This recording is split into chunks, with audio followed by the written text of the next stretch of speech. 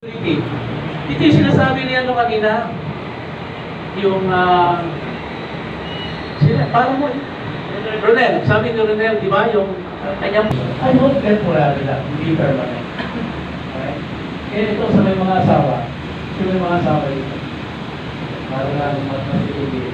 Maski na sa walang asawa, isang kayo ang nagiging dahilan para mag-iwala yung mag-asawa. Simple, right? So lahat tayo involved dito. Correct? So, sabi dito, resolve in your heart that sexual immorality is wrong. And purity is right. Any sex outside of marriage is wrong. Dito. Kailangan kasal ka. But any sex outside of that is sin. Sin. Alright? So,